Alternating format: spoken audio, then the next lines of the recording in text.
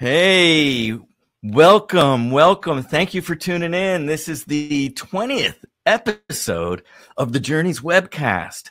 Started this back in April, and I am so excited about my guest today, as I always am, of course. But you're going to really like Michael. We're going to bring him on here in just a moment. But I just wanted to talk about the state of things for a moment. First of all, we're 42 days until the presidential election. And this is obviously a real critical election. The future of our country, and some people would say democracy, falls on the outcome of this election. So for those of you tuning in, or even for those of you watching this on the replay, I have a little resource that I'm going to put up in the sidebar right now. And if you haven't registered to vote, or you're a little confused because of, whether or not you can get an absentee ballot, whether, your state is bulk mailing ballots to people, or where the polls are, there's early voting. It's already started in, I believe, 7 or 8 states. But Stephen Colbert has done this thing, Better Know a Ballot. It's a website where you can just kind of choose your state, and it gives you complete information about early voting, where you can request a ballot, and a fantastic resource. So that's there. Click on that. It's called betterknowaballot.com, and a great resource. So don't forget to vote. It's 42 days, but you can, in a lot of states, start voting now. And I had a little update on my vertigo, as those of you who've been tuning in for the last couple weeks, or last couple months. Actually, this thing's been hanging with me for 3 months. It's been a bit of a bout, for sure. I have good days and bad days, but I push on. I'm not riding the motorcycle, but I do get on my bicycle. That's for sure. So, it sometimes feels really weird, like I'm on a boat that's in a very rough ocean, lightheaded, foggy. I've got a hangover that won't go away. These kinds of things. But I've now done three visits of vestibular therapy. They have me doing these exercises. Some of them are like yoga, like cat cows, getting the neck and the eyes moving. So you're trying to rewire the brain to not make it think that I'm living in a dizzy Alice in Wonderland kind of scene, for sure. But that's that. For those of you curious about the update on the vertigo, it's anyway. We've got an author on, and an editor, and an interviewer joining us here in a minute. And I thought it was apropos. I have a quote. I don't normally read quotes, but today we're gonna talk a lot about Michael's book, for sure. But this quote I found today, and I'm gonna tell you that it was from the late Justice Ruth Bader Ginsburg. And she said this: "Reading is the key that opens doors to many good things in life. Reading shaped my dreams, and more reading helped me make my dreams come true." Rest in peace, Ruth Bader Ginsburg. And she was a reader. And that's what let me tell you a little bit, and I'll ask Michael to pop on here about Michael. But from bicycling in Mongolia to tracking pumas in Chile and interviewing some of the most creative people in the world, Michael Shapiro is an author, photographer, editor, and interviewer. He writes about travel, food, entertainment, and environmental issues. He was a former staff reporter and editor at leading newspapers in the San Francisco Bay Area. He's author of The Creative Spark, a collection of interviews with many of the world's most creative people. And his book, A Sense of Place, features conversations with leading travel writers. His stories have appeared in the Washington Post, New York Times, Los Angeles Times, San Francisco Chronicle, and many others. The Creative Spark, full title is The Creative Spark: How Musicians, Writers, Explorers, and Other Artists Found Their Inner Fire and Followed Their Dreams. It was published just last fall, and it's a collection of interviews and biographical sketches that serve as an inspiration for all creative endeavors. I mean, look at the people that Michael's interviewed. He's Smokey Robinson, Lucinda Williams, Francis Ford Coppola, the legendary Pico Iyer, Jane Goodall, Amy Tan, David Sedaris, Barbara Kingsolver. Wow. Welcome to the Welcome to the webcast, Michael. Thank you, Alan. It's a pleasure to be here, and thank you for that kind introduction as well. I really appreciate it. And also, just thank you for bringing up Ruth Bader Ginsburg, because I think she's been on so many people's minds for the last 3 days since she passed, and I just want to remember all the accomplishments, all the justice she fought for, all the work she put in. And I love that you focused on a quote about reading, because reading is how we inform ourselves. And by being a more informed citizenry, I think we have a stronger democracy. And I think that's essential right now. So I appreciate that you brought that up. Yeah, well, it's reading is, it's liberation for us. It can bring you new worlds.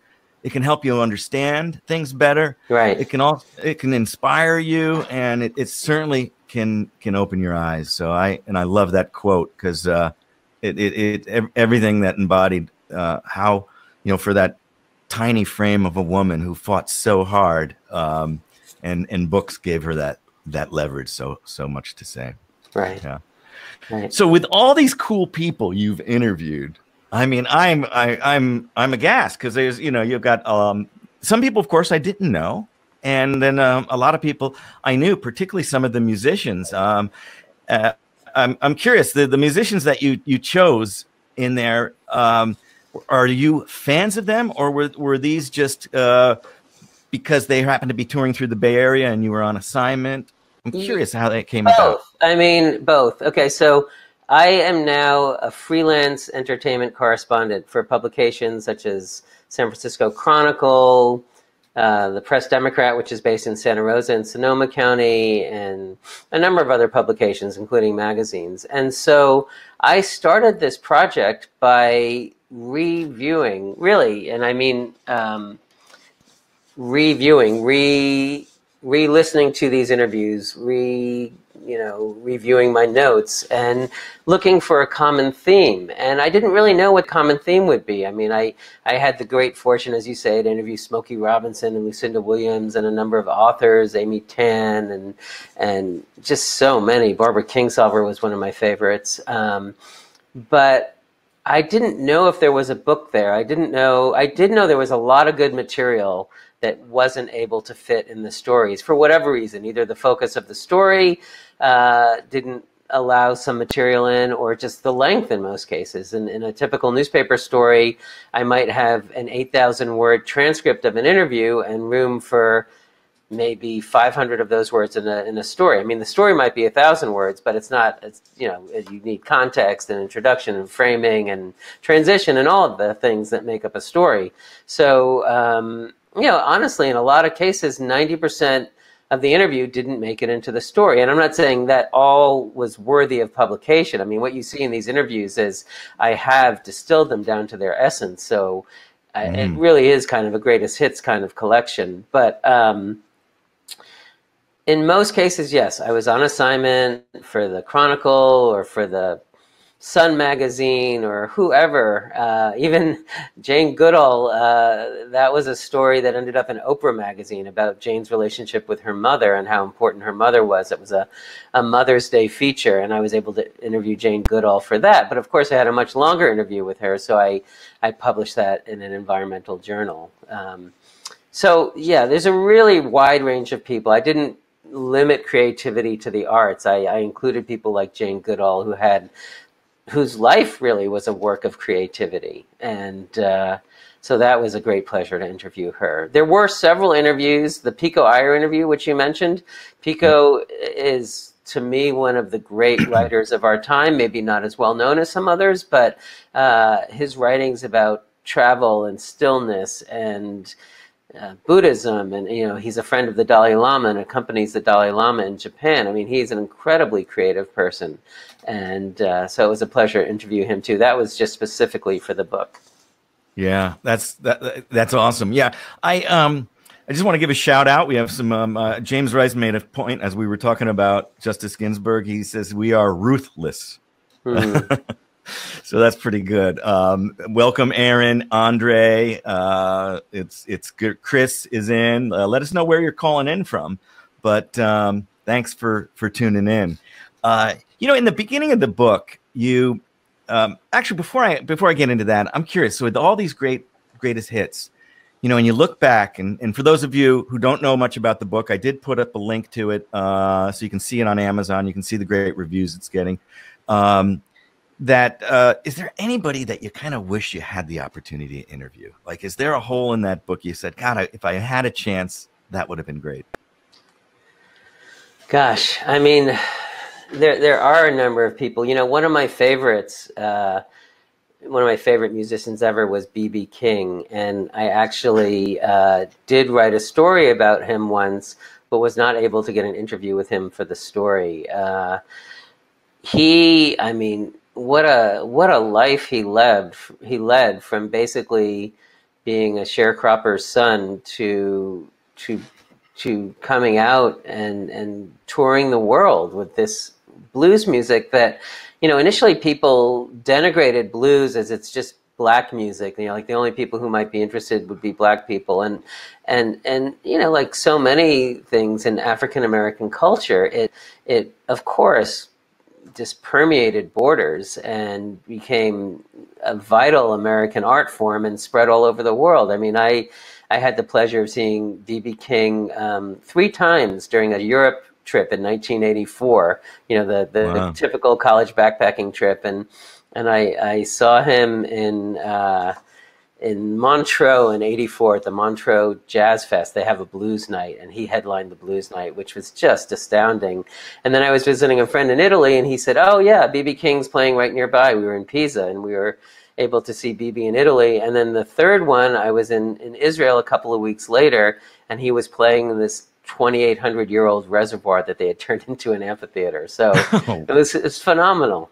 And wow. I mean, I did get to meet him after a show in Santa Rosa once because he liked the story I had written. So I did get the pleasure of speaking with him, but I never got to ask him about his music and life and his creative approach. Lucille, yes. Oh my, I've seen him probably 3 or 4 times, and yeah, great. In the beginning, in the intro of the book, you say, and the link is up in the sidebar, the creative spark, as I said, how musicians, writers, explorers, and other artists found their inner fire and followed their dreams. And we just talked about Ruth Ginsburg's dreams, but you say that this is not a how-to book, but you mentioned that it has a lot of useful nuggets that can inspire anyone to seek a novel path. Exactly. And then and then you say that the spark doesn't only solely reside in people that we see as artists. And then you back that up by quoting another great author, Elizabeth Gilbert, in her book, Big Magic, Creative Leaving Beyond Fear, where she says, we are walking repositories of buried treasure, noting creativity resides in each of us, waiting inside of us to break out. And then you have this great metaphor in the introduction where you talk about the caterpillar and the chrysalis, and then burgeoning into a beautiful butterfly, as something bursting to come out. Talk a little bit about how that theme of that inner flame that doesn't need to be put out like a lot of the fires on the West Coast, but actually needs to be released. Yeah, well, I think we grow up in a society now where we are consumers of creativity. We consume music, we consume TV shows and movies and everything else. And I think a lot of times that leads us to forget that each of us is a creative source.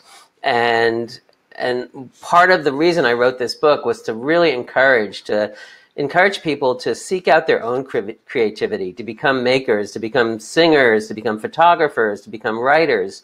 And each of us absolutely has a source of creativity within us. And I think when we're bombarded all day with so much media and it's so easy to distract ourselves, we can lose sight of that. And so I really did want to call people to say, hey, you're an artist too. What do you love? What's your passion? What sparks your creativity?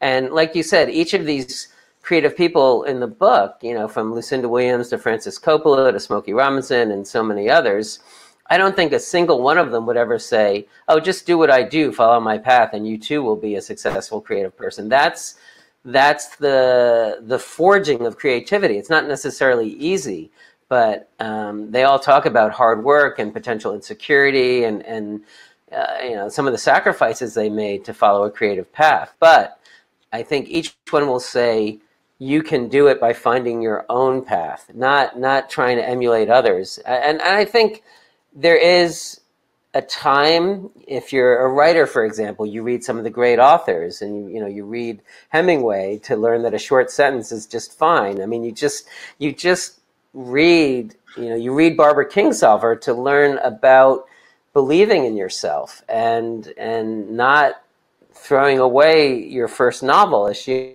almost did. She didn't even think any publisher would be interested in that, but she found the courage. She sent it off, I believe, without an agent, and she just sent it to a publisher who said, "Oh my God, this is terrific." And they published, I think the first one was The Bean Trees, and they published that book, and soon she became one of our great literary lights. Wow. But yes, I do encourage every single person to find that source of creativity within themselves and really cultivate that, work on it, allow time each day to be creative. Now, I usually, these webcasts, I always share a glass of wine or a beer or coffee. So I'm going to pour a little bit of wine here. I don't know what you've got going over there. I think you got a mug. Okay, well, here, cheers to you, man. Here's to the Journeys. This is a Italian white from the Friuli region up in the northeastern part of Italy, called Ribolla Gialla. In Slovenia, they call it Ribula. But in Africa, they call it. Anyway, that's they call it Ebola. Yeah, hey, curiosity comes up as a big theme in a lot of these interviews. Mm-hmm. And I like what Pico Iyer said. He proposed that creativity could be defined simply as always to be asking questions and not even needing the answers. And then he quotes Einstein by saying, "I have no special talents. I'm only passionately curious." Mm-hmm. So, if there is a how to, it's and that's very warm to me, because one of the things when I sign my books, my tagline is "Stay curious, never stop exploring." Yeah, and curiosity. How do you feel that curiosity helps you when you're interviewing? I mean, some of these these legends of art. Yeah, I think curiosity is either the motor or the driver. I'm not sure what the metaphor would be, but curiosity propels us to find things out, to learn about, as travelers, curiosity, I think we share that. We're interested in the world. We want to see other countries. We want to understand how other people live. We want to experience other cultures. And I think also the thing I love about travel is that we're curious about how we'll respond. So we want to put ourselves in novel situations and see how we can creatively take care of it, get out of them into a place where we are not in a difficult situation anymore. And so I really, I love to travel because sorry about that, turn off the phone. It tests us, and I like to be tested. Not as much as I did when I was in my 20s. It's a little different when you're in your 50s, but I still love to travel. And just seeing your opening montage was like, I've hardly traveled the last 6 months. And so just to see is like, oh yeah, there's a whole big world out there, and I miss it. I miss being among different people. I miss being challenged to think in different ways. I miss writing about travels, because travel is such it gives us so much material to think about and digest, and then try to tell stories, which is what we do. And so yeah, I think I strayed a little bit from your original question, but curiosity is something that informs all aspects of my life.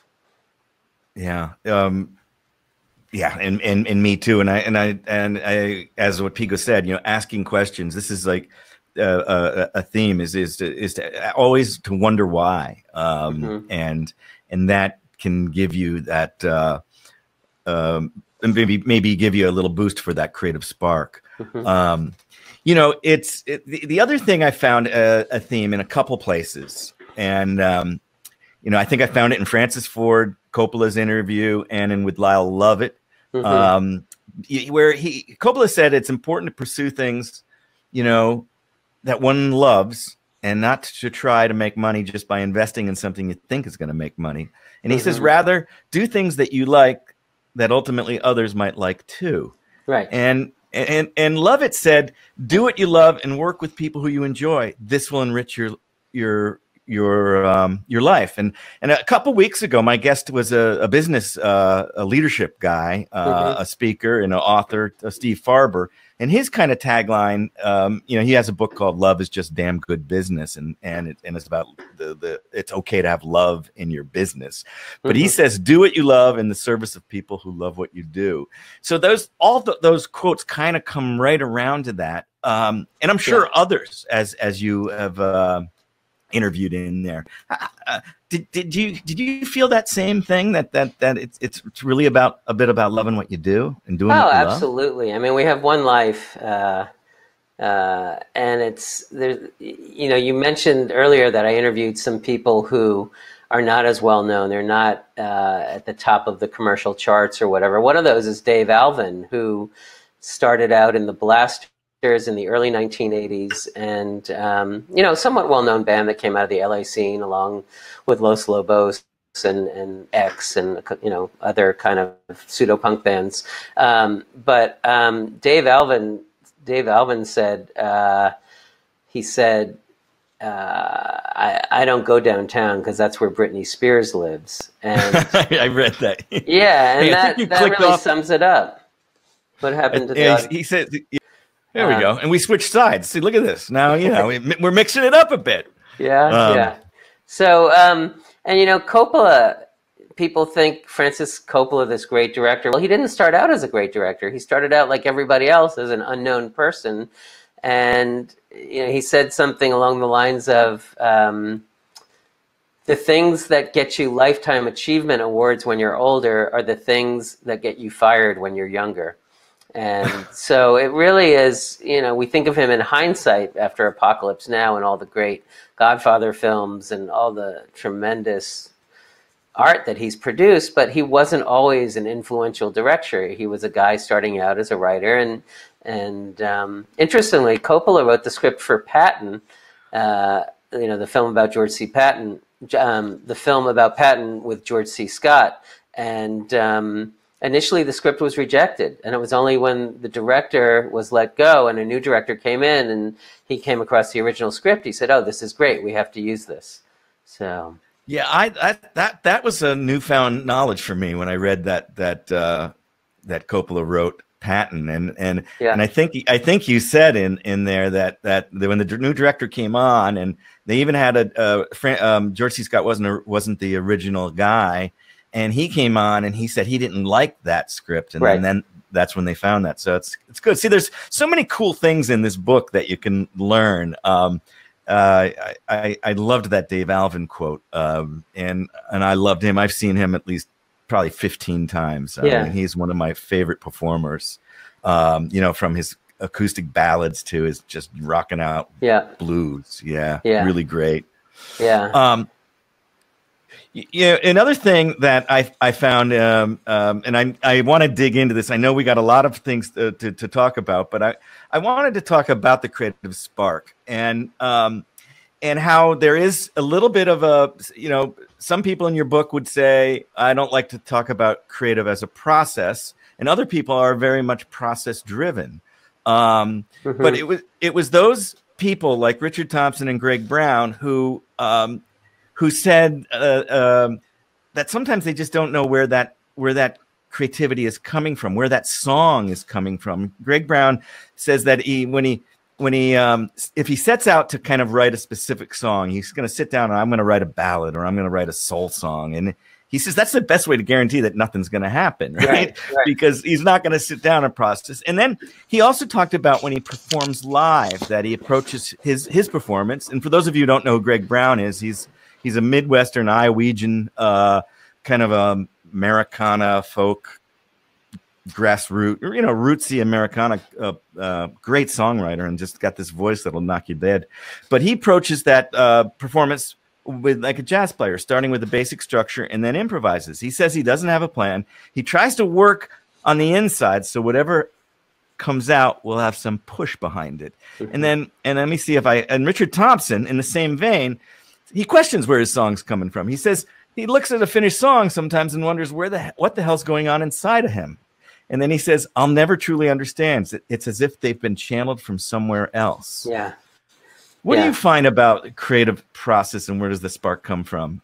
Oh, well, I think it varies from person to person, from artist to artist. I think you do hear a number of people, especially musicians, say, like Carlos Santana, who I have not had a chance to interview yet and is not in the book, but Carlos talks about clearing the channel and letting the music come through him. He views himself as a channel for bringing this music into the world. And so I do feel that. I mean, I recently embarked on a fiction project, and fiction is something I hadn't written before, but at moments I kind of lose myself in the work, and it just starts to flow, and then I read it later and I think, wow, where did that come from? Did I do that? And it almost feels like this, if you get quiet enough and you get committed enough to the work, like it just comes, and it's an amazing feeling. It's a high. I love it. I love it. And I think musicians feel that too, is that there's this great source. Tim Cahill, who is in A Sense of Place, but not this book, calls it, I think, the great story arc in the sky.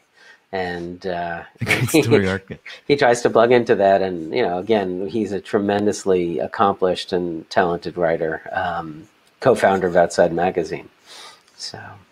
okay. Yeah. Well, I'm going to the chat for a second. Carla has the book, but she loves the idea about intentionally setting aside every day a time to be creative. Mm-hmm. And by the way, Rosemary Karstens, who's also a travel writer, she's been on a lot of these Journeys webcasts, and I think she reviewed my book too. She just downloaded your book, so she's looking forward to it. So I hope she enjoys it. And at the last page of the book in my bio is a link to the website, which has my email. So if anybody wants to ever drop me a line, they just follow that link and they can, fill out the contact form and get in touch. So yeah, good. So while we're talking about travel and we're dreaming, and like you said, you haven't traveled in 6 months. This is the first summer in 5 years that I haven't been on an extended 2 to 3 month journey, and it is tough. But somebody in the book, and I have this just scribbled out here, said, and I liked this because it relates to the theme of this show and also creativity. He says, instead of taking trips, I try to let the journey take me, which is, it's kind of that emptying out, like you were talking about Santana, is not having that expectation. I think in Pico also said that before you go on a journey, you have to empty yourself out so you can fill yourself up again. Right. But, probably one of the funniest lines when we look at our source of creativity, it was David Sedaris, in my opinion. Okay, so David Sedaris, the humorist, the author, I mean, he's a Renaissance dude. He said that he seems to find the wellspring of his creativity in the connection of people on the road, and this is for me too. Is it's not so much about the great cathedral I just saw, or the beautiful artwork, or the architecture of downtown Sucre in Bolivia, but it's the little lady that gave me the glass of espresso who tells me her story. These tend to be the wellspring of where my stories come from. Sure. But Sedaris goes a little further, and he says that. Well, he says the wellspring, and then you also say stimulation that fuels his writing in the solitude of his quiet office, because writing is kind of a solitary, experience. It is a meditation. I can't write with a lot of music or people talking around me. I got to be in my quiet solitude. But where was the? Okay, so Sedaris says, for a creative spark, he says, nothing charges my imagination like seeing a human turd on the ground. Nothing gets my wheels spinning like that. Talk about that. I don't know what to say to that, but yes, he that came from a story where he was in a grocery store in China, and a little toddler, 1 or 2 year old kid, left a deposit in the aisle. And he just has a sense of the bizarre, of the obscure, of the... He likes to write about things that people don't talk about. You know, the things that 50 years ago it was polite not to say a word about. He writes about them because they're funny. And I mean, George Carlin used to say, anything we do but don't talk about is funny. And I think Sedaris, he's a humorist. He's kind of like a modern day Mark Twain.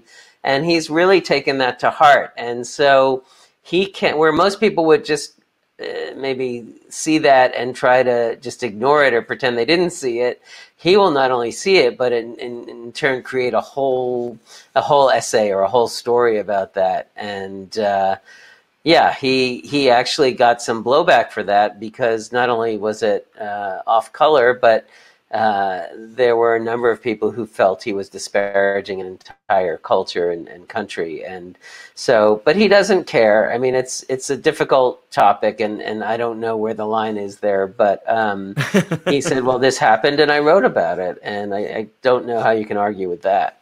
But yeah, I would agree with that. But let's not forget that Sedaris is one of the most accomplished writers of our time in terms of the way he can tell it. I mean, if you try to deconstruct his stories, it's phenomenal what he's doing. It's kind of like, you know, when Michael Jordan was playing for the Bulls in the 80s, you're like, how did he just do that? How did he do that? How did he get me to laugh so hard one moment and then, you know, make me almost cry the next moment? I mean, he's really very, very good at what he does. He's not just crass, you know, he's one of the greats.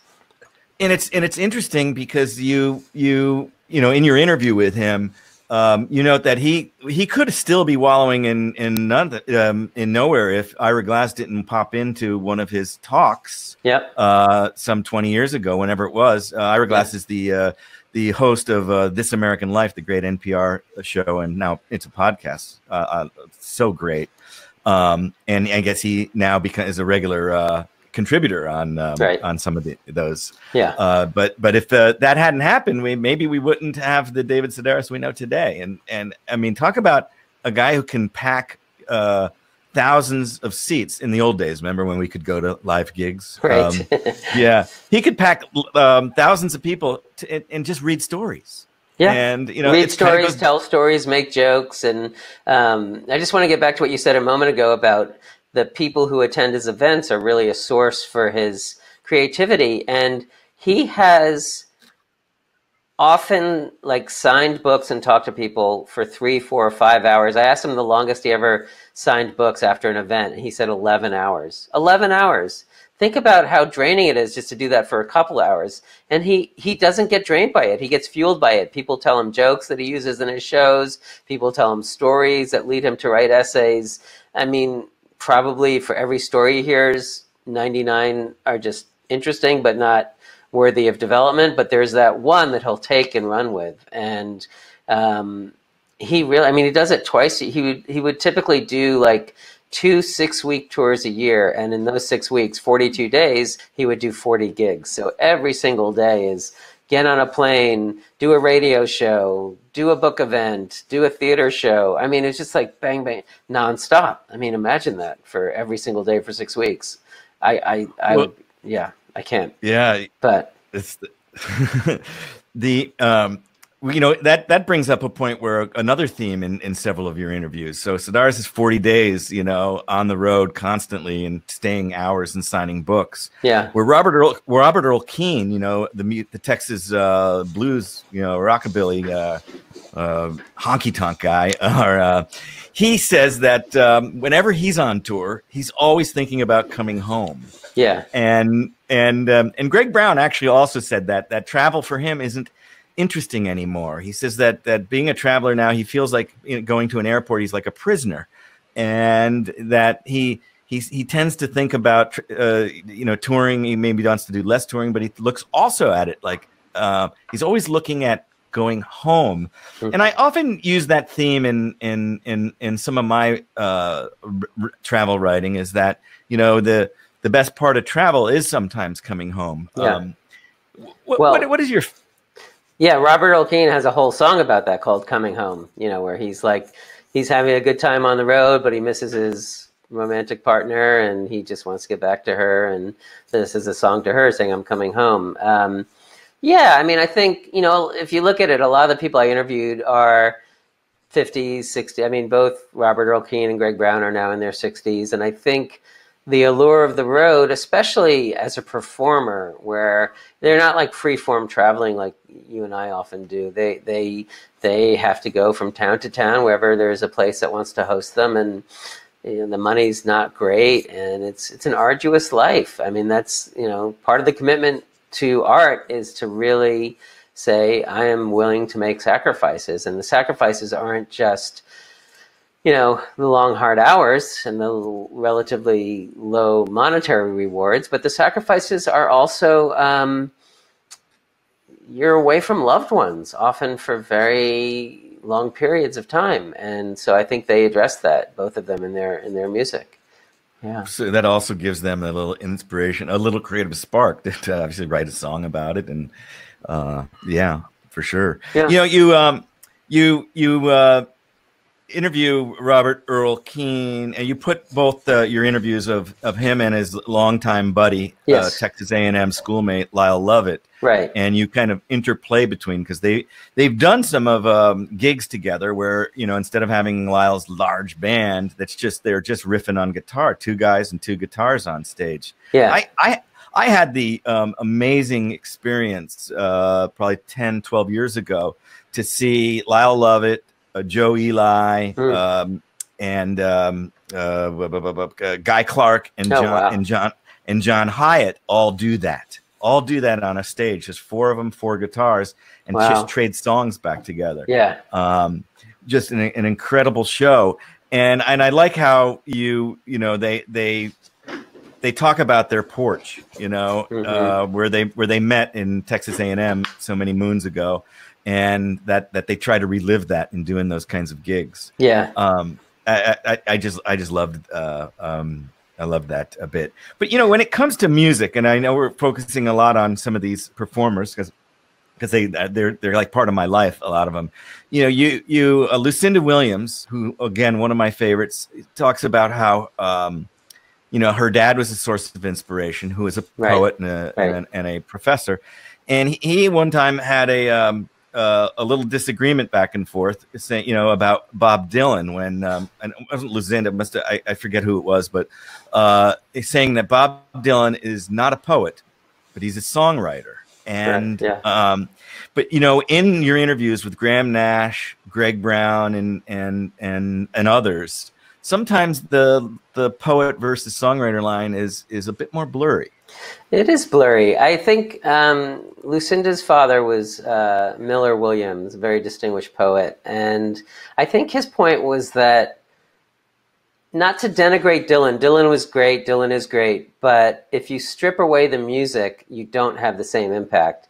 And if you put Bob Dylan's lyrics alone next to some of the great, you know, next to Walt Whitman, for example, or, you know, any of the truly, Mary Oliver, you know, any of the truly great poets of our time, it doesn't really stand up. I mean, what Dylan does is phenomenal. The combination of words, music, heart, you know, all of it is, I mean, I'm a huge Bob Dylan fan.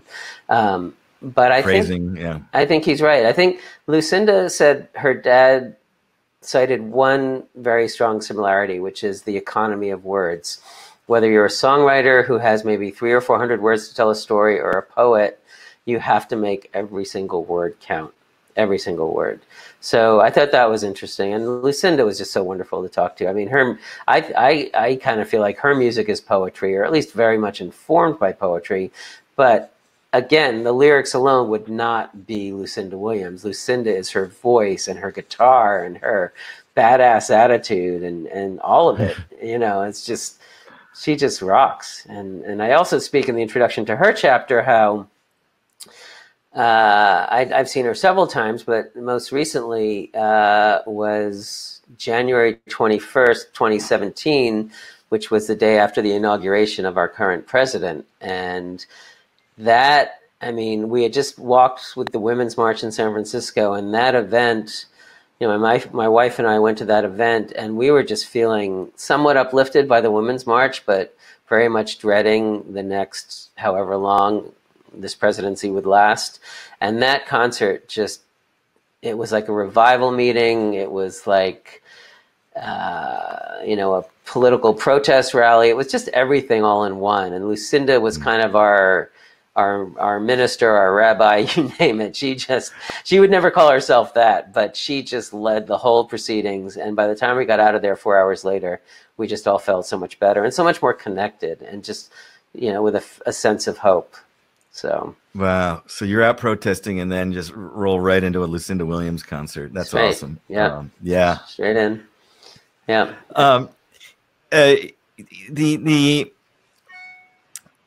You know, there's, you know, so many places to go, but I also, coming back to the poetry versus songwriting, she had the realization, in one of her recent albums, where she took one of her father's poems and put it to music. Yes. And she describes how difficult, and she kind of thought, okay, I get what my right. you know, father, you know, who's passed away now, but she did put that song to, or that poem to song. And yeah, I haven't heard that, so I was inspired to go get that new album.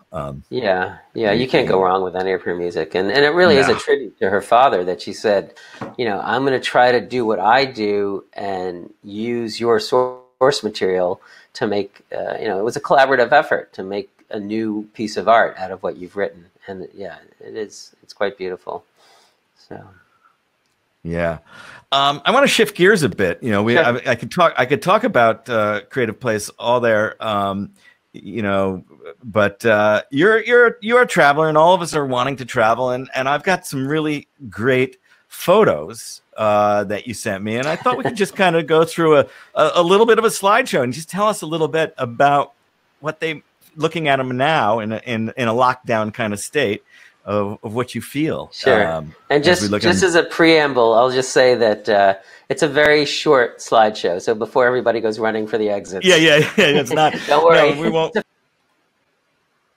So while that's loading, I'll just say that I've taken one trip since the pandemic began, and that was a whitewater rafting trip on the Snake River, which defines the border between Oregon and Idaho, and then later Idaho and Washington. And just to be outside for a week, it was just heavenly. Just to be out, wow. Just to be with, you know, just to be in a different setting, just to be under the stars. It was the Perseid meteor shower, and gosh, to be in a place where there's dark skies and meteors, and it was just 4 of us, all river guides, as COVID safe as possible. We each had our own boat. But man, very special, very special. So I do think people can still get away and be COVID safe at the same time. It's like in an endless loop. So what am I going to do? I'm going to try to go. I'm going to really quickly play, see if I can. What's that? Okay, this is I'm gonna play this. I had this queued up for later, but.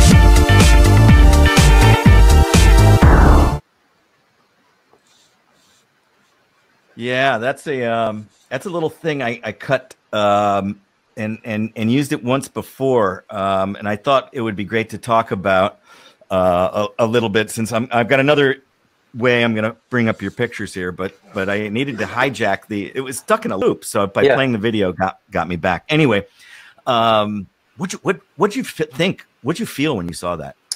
A couple of things. Totally justified, and at the same time, be careful what you wish for, because a lot of places that 6 months ago or a year ago were complaining about over-tourism are now really hurting because there are almost no tourists. So I think it's always a balance. It's moderation. I think there are a lot of places that have been Instagrammed to death, and I don't know what the answer is. I do think we have to find a way to manage tourism better, to be each of us more responsible tourists, and when we go someplace, really make an effort to not just go there and snap a picture we can post to Instagram, but to go and to really connect with locals, support local businesses, stay in places that benefit local people, avoid the chains wherever possible, and just be more part of the communities we visit while we're there, and not just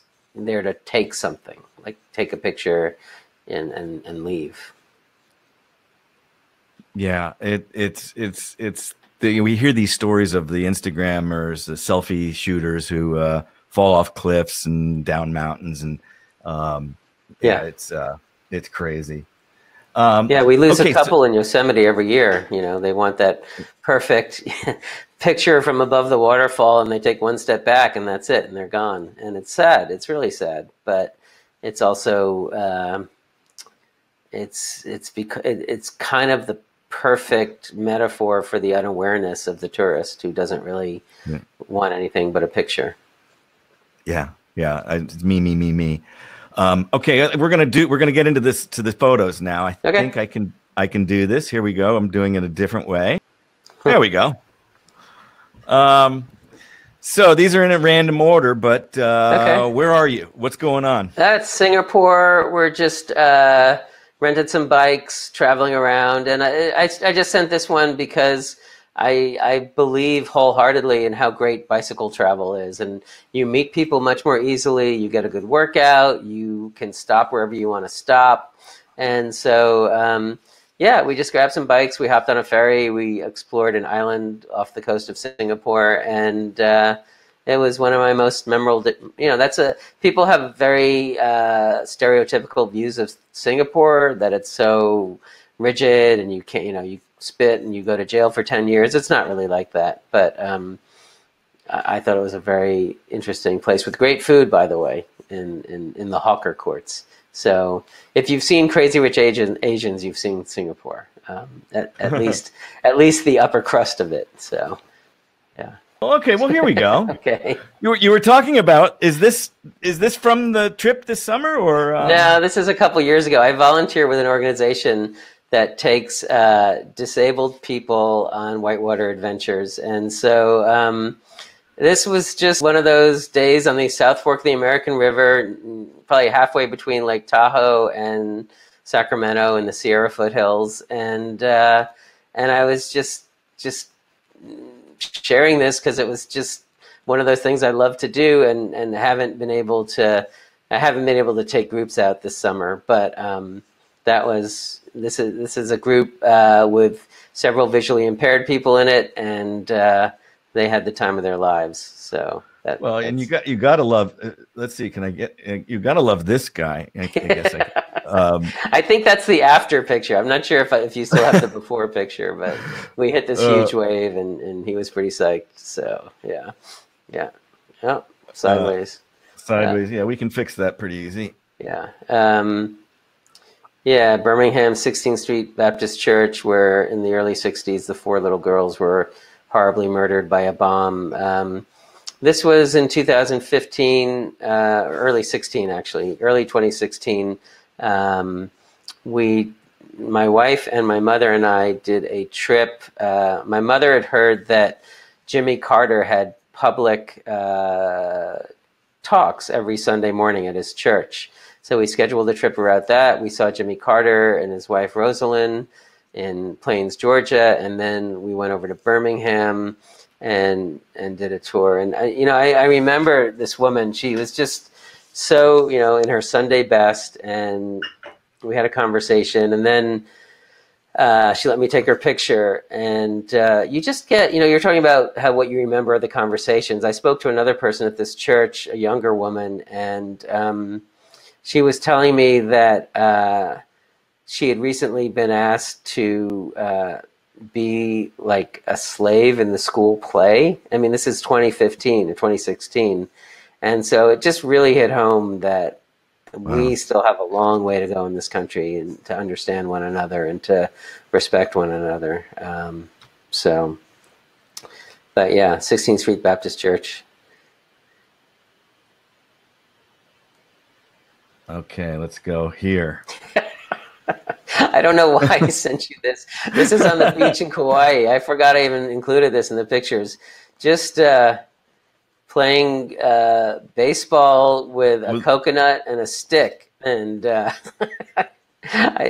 just kind of the random weird things you do when you travel that you would never do at home. I guess that's the point of that one. Coconut ball. I like it.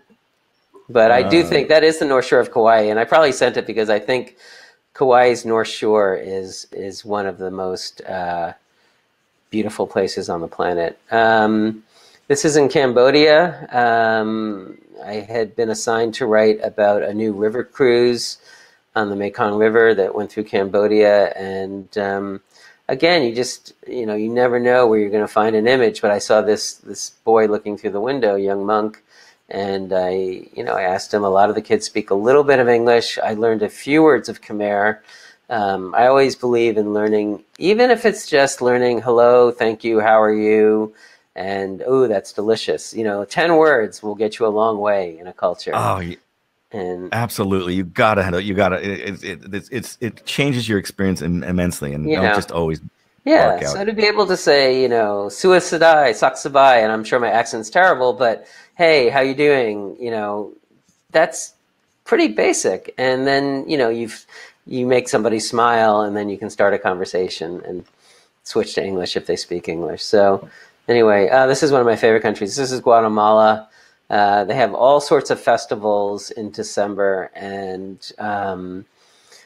this is one right near the town of Antigua. That hillside you see in the background, that's Agua Volcano. And I was so fascinated by these demonstrations because they combine the Christianity that was brought by the Crusaders with very long and deeply held indigenous beliefs. So you see both the indigenous beliefs as well as Christian costumes in these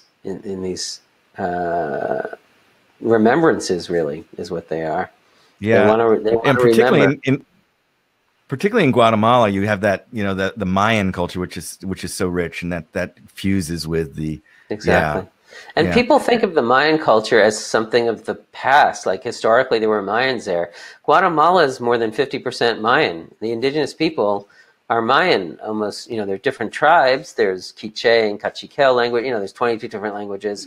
But they're Mayan people. And so and it's a 3-hour flight.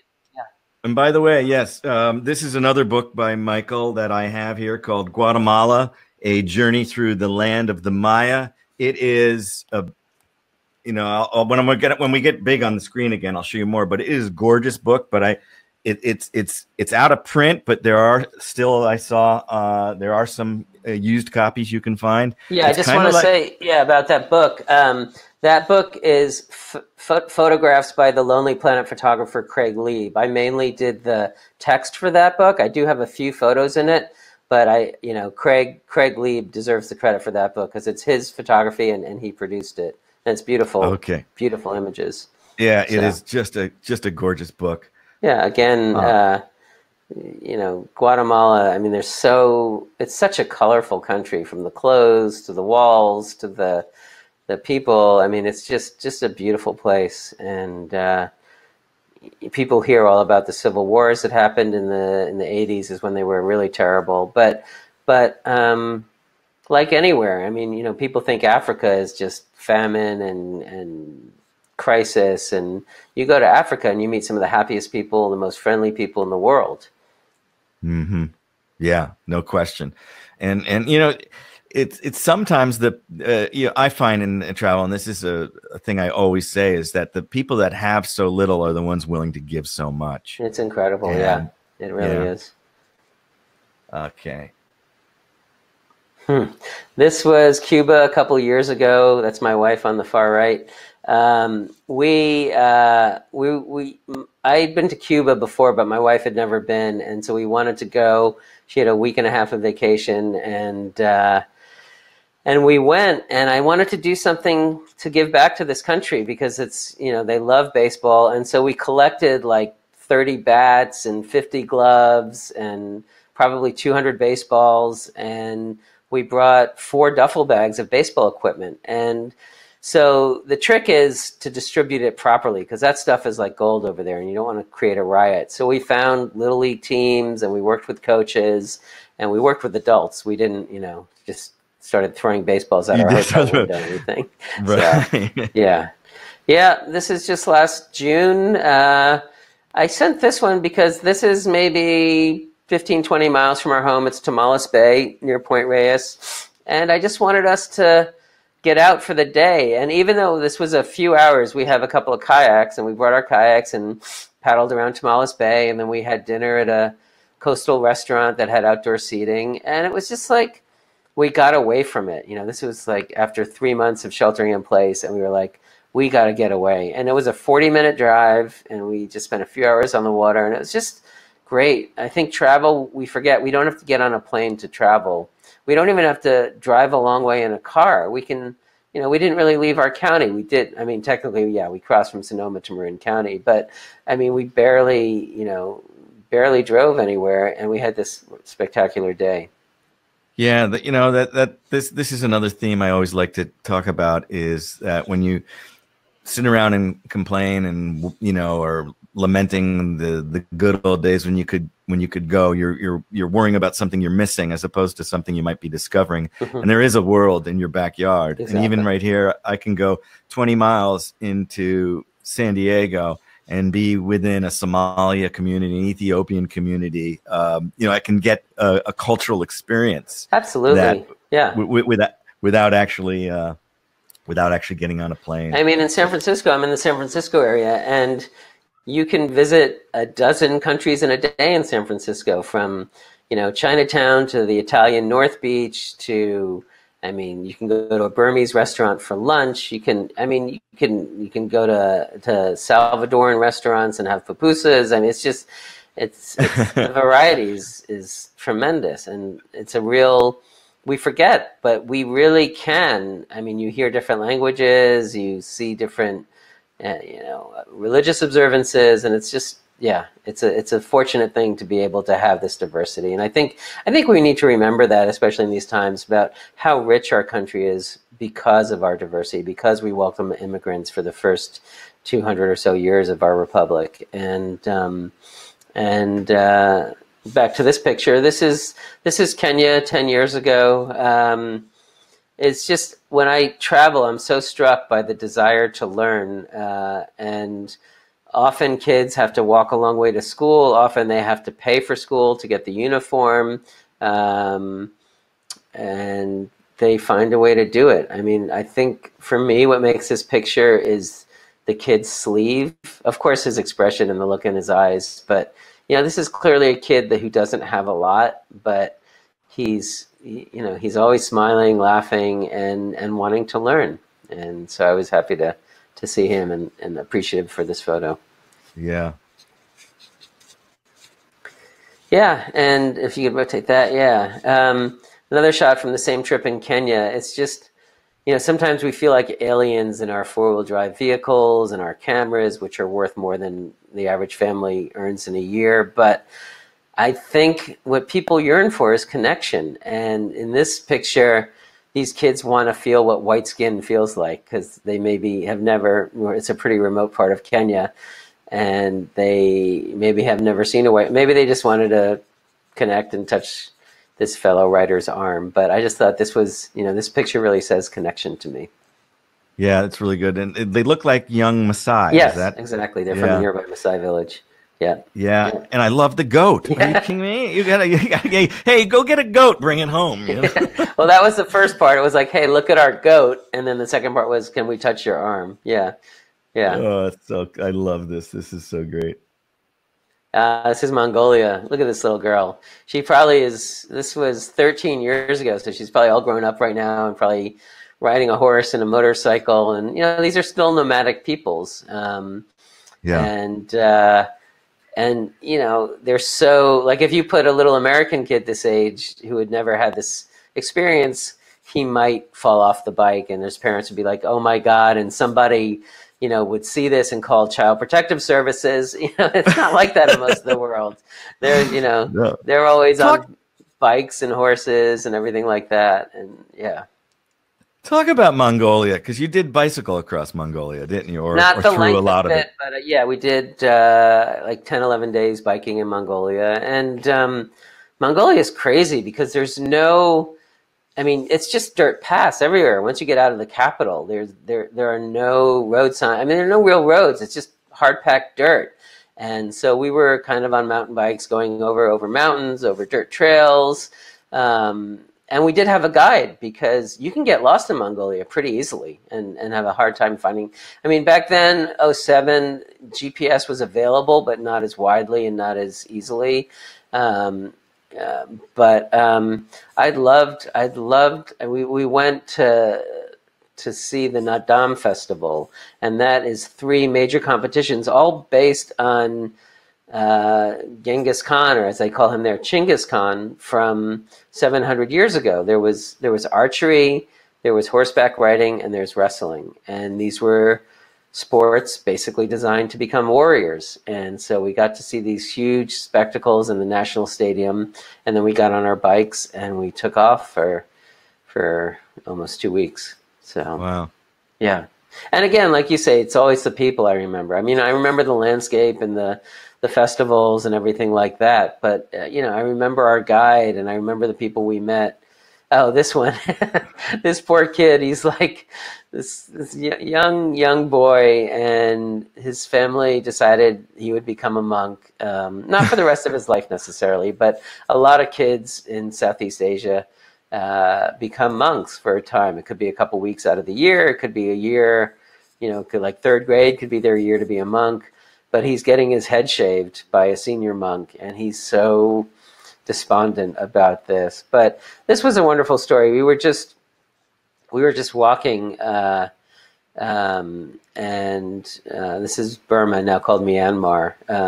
So we were in the Burmese hills, and we heard music and we heard drums, and we were just like, "What is that?" Talk about being propelled by curiosity. So we just kept getting closer to the music and the drums, and it was just a procession going through the streets.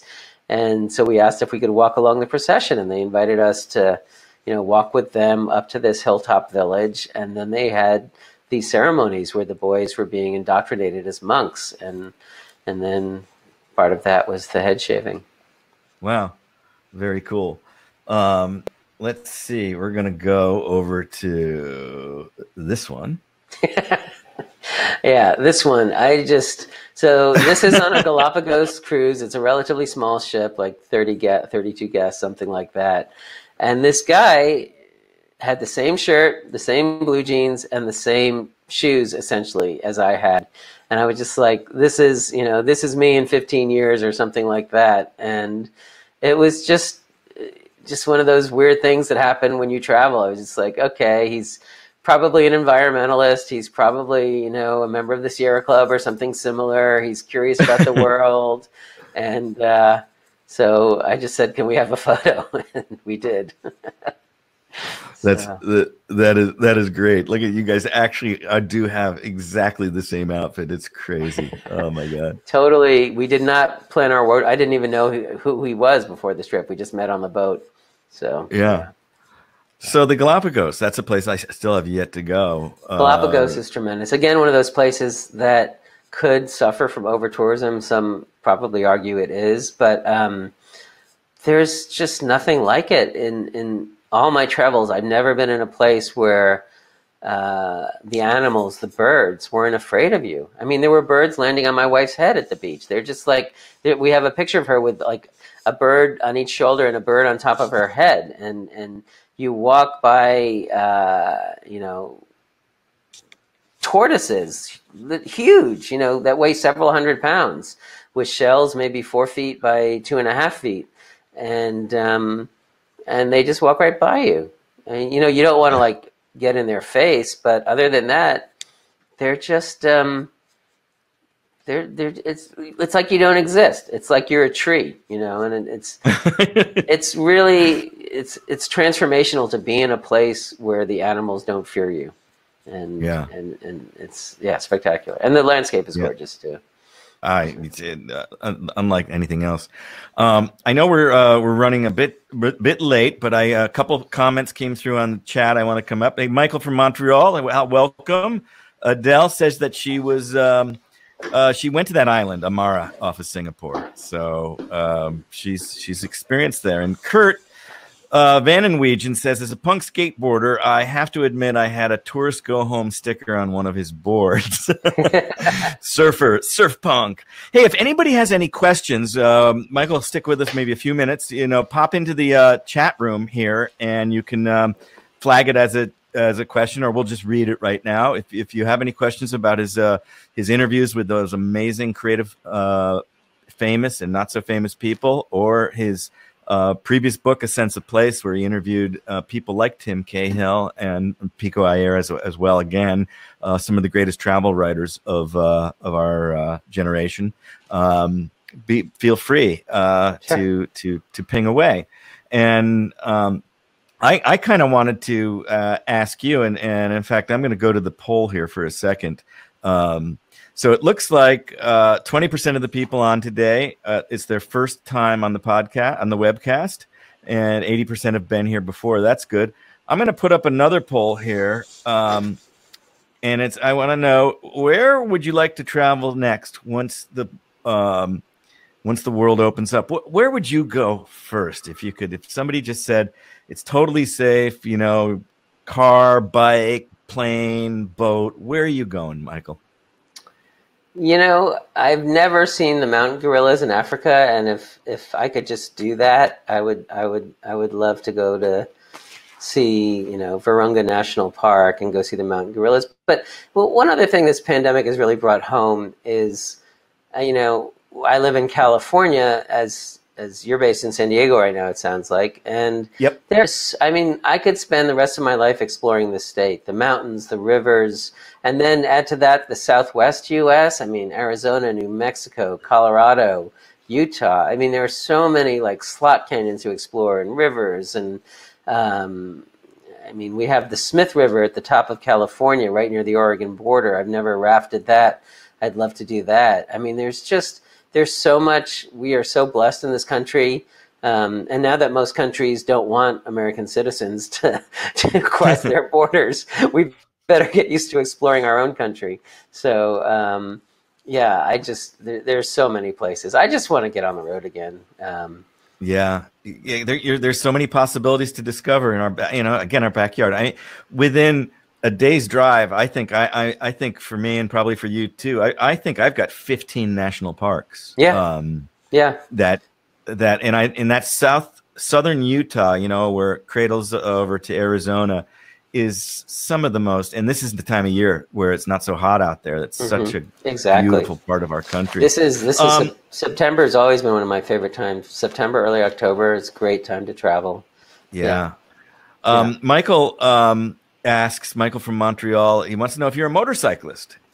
I'm not. I'm a bicyclist.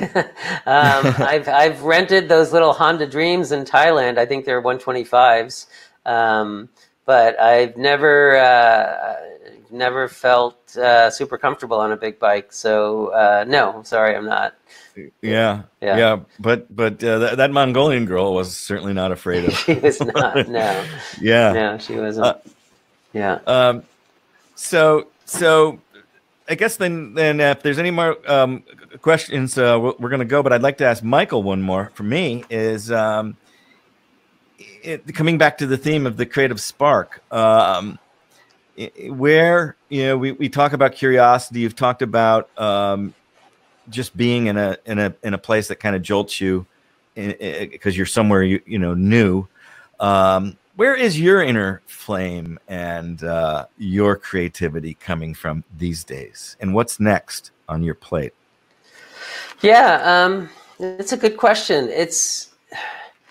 It's been a very interesting time these last 6 months because we've had so much time to really think about these questions. And for me, the thing I'm most excited about right now, creatively, is I've started writing a novel, and fiction is a whole new world for me. It's something where as a journalist, I've never been comfortable making stuff up, but I'm giving myself permission to do it. And I know, you hear so many writers who have said, oh yeah, the pandemic gave me a chance to write my novel.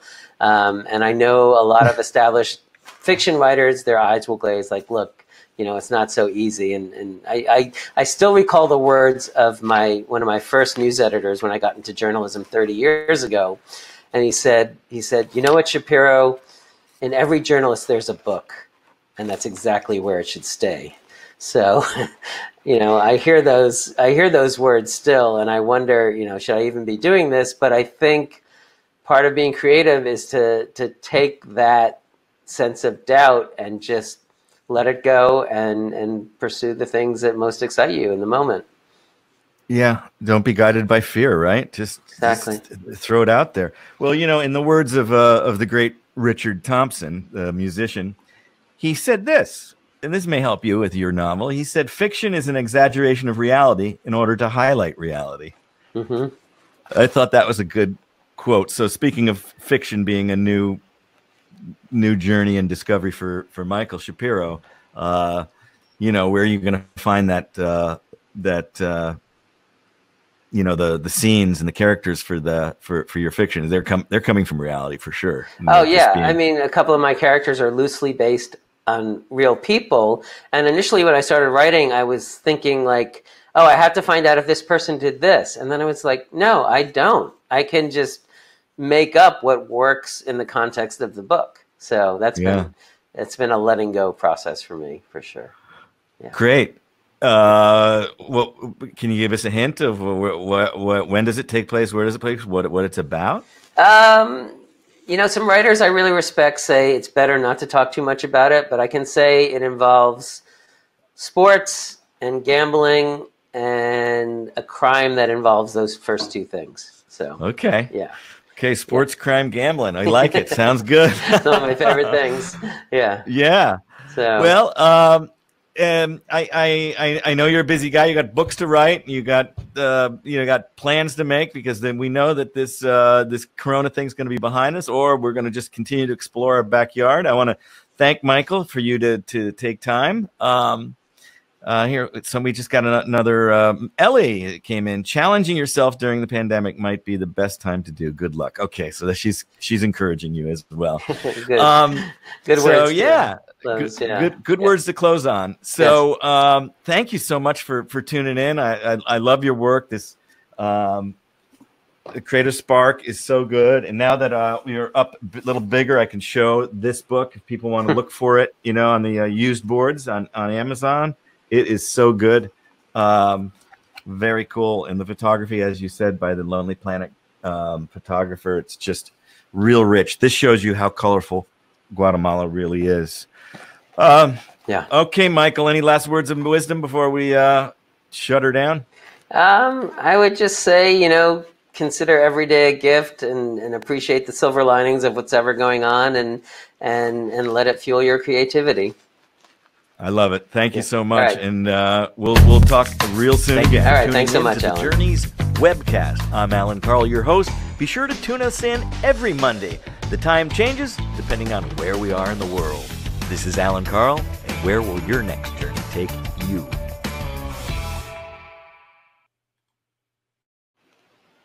Thank you again, Michael. I love you. Sure. I love everyone for tuning in, and we'll see you on the next journey. Yeah. No, this was a lot of fun. Yeah. I enjoyed the conversation. It's good to reconnect with you. Yeah, real great. I hope that I'd love to see a show at the Mystic with you sometime up there. All right. Okay, take care. Be good. You too. Bye. Okay, bye.